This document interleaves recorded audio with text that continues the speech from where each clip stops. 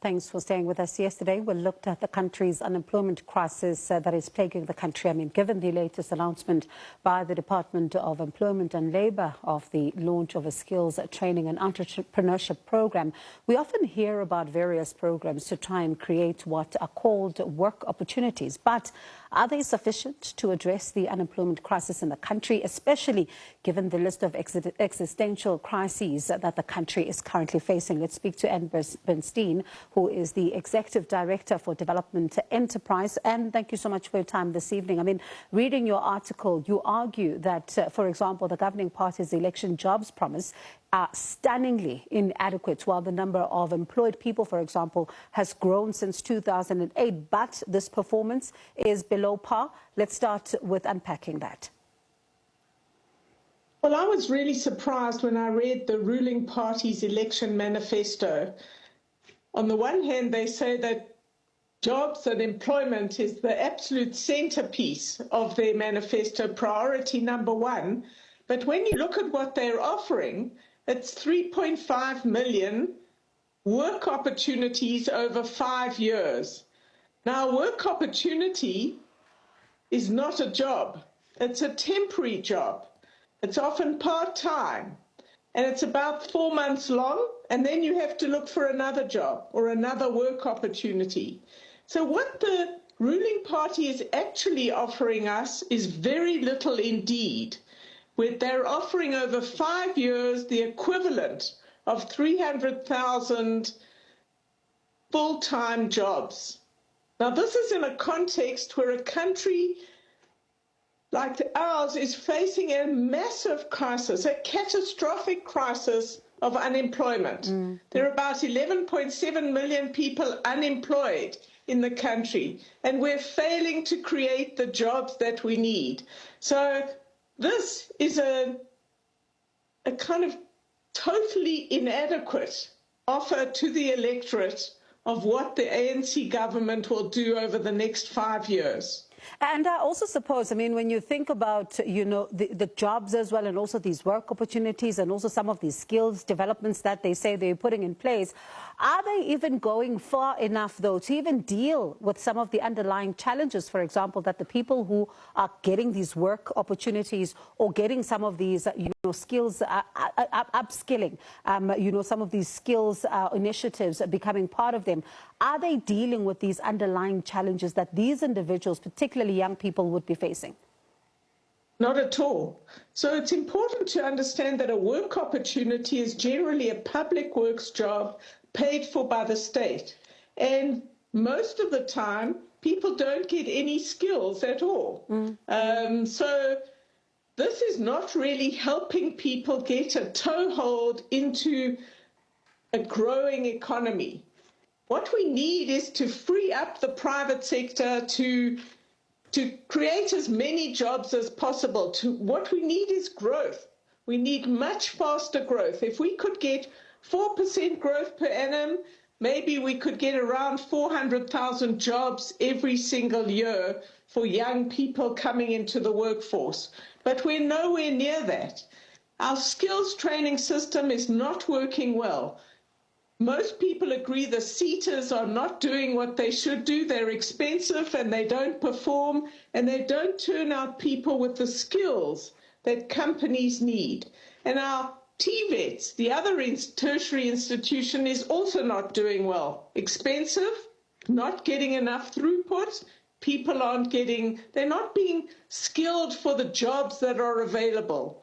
And so South Africa's really struggling to deal with all of this. And if you look at the ruling party's election manifesto, it is totally inadequate. And when you speak about even some of the initiatives that are being put in there, yesterday I was speaking to a young person who was saying that, you know, for her, like you are saying this evening, the seaters are simply not doing what they're supposed to be doing, and there might need to be an audit perhaps to see if in fact they're working as effectively as they should. Would you agree that we need possibly a stock take when it comes to these seaters and how they're working to try and assist, as government is now also looking to do again?